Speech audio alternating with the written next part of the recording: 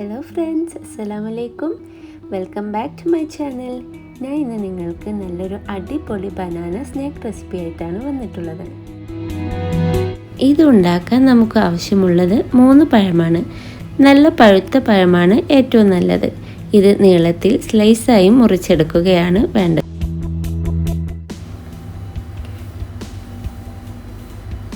ഇനി ഒരു പാൻ ചൂടായി വരുമ്പോൾ അല്പം നെയ്യ് ചേർത്ത് നമുക്ക് പഴമൊന്ന് വാട്ടിയെടുക്കാം.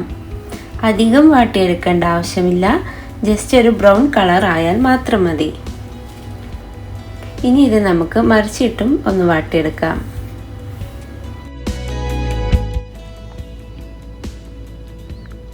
അപ്പോൾ നമ്മുടെ പഴമെല്ലാം നന്നായി റെഡി ആയിട്ടുണ്ട്.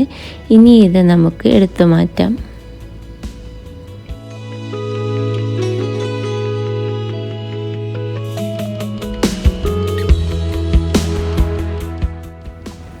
അതേ പാനിൽ തന്നെ കുറച്ചും കൂടി നെയ്യ് ചേർത്ത് അണ്ടിപ്പരിപ്പും മുന്തിരി ഒന്ന് നമുക്ക് വറുത്തെടുക്കാം.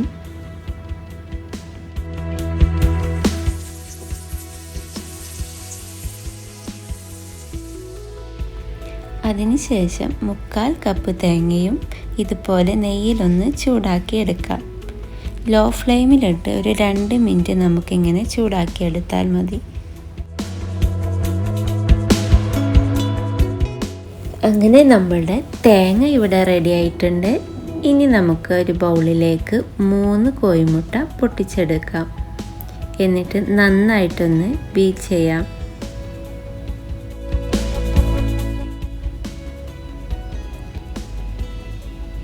ഇനി ഒരു സ്പൂൺ മൈദയും ചേർത്ത് നന്നായിട്ട് മിക്സ് ചെയ്യാം.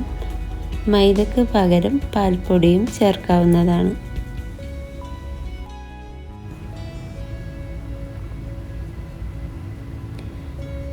ഇപ്പോൾ നമ്മുടെ മിക്സ് നന്നായിട്ട് റെഡി ആയിട്ടുണ്ട്. ഇനി ഇതിലേക്ക് നമുക്ക് കുറച്ച് ഏലക്ക പൊടിയും ചേർത്ത് നന്നായിട്ട് മിക്സ് ചെയ്യാം. നന്നായിട്ട് മധുരം വേണ്ടവർക്ക് ഷുഗർ ആഡ് ചെയ്യാവുന്നതാണ്.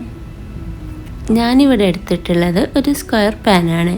ഇനി കുറച്ച് നെയ്യ് ചേർത്ത് പാനൊന്ന് സോഫ്റ്റ് ചെയ്തെടുക്കാം. ആദ്യം മുട്ടയുടെ മിക്സ് ഒരു ലെയറായി ചേർക്കാം. എന്നിട്ട് അതിൻ്റെ മേലെ നമ്മൾ മാറ്റി വെച്ചിരിക്കുന്ന പഴം ഈ വീഡിയോയിൽ കാണുന്നത് പോലെ ലെയറായി വെക്കാം.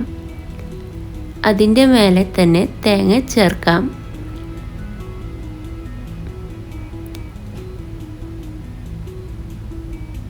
പിന്നീട് നമ്മൾ വറുത്ത് മാറ്റി വച്ചിരിക്കുന്ന അണ്ടിപ്പരിപ്പും മുന്തിരിയും ചേർക്കാം.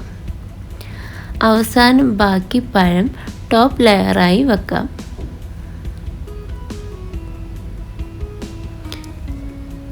എന്നിട്ട് ബാക്കി വന്ന മുട്ടയുടെ മിക്സ് മേലെ ഒഴിച്ച് ഒന്ന് സെറ്റാക്കി എടുക്കാം.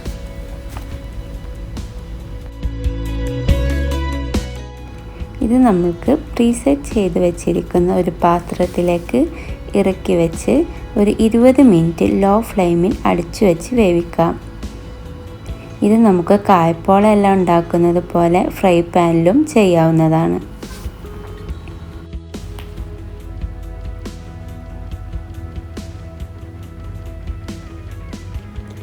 അങ്ങനെ നമ്മുടെ ബനാന സ്നാക്ക് ഇവിടെ റെഡി ആയിട്ടുണ്ട്.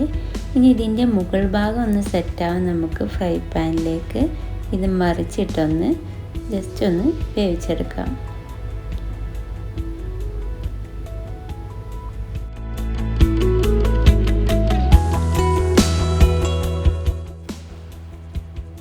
ഇനി ഇത് നമുക്ക് കട്ട് ചെയ്യാം.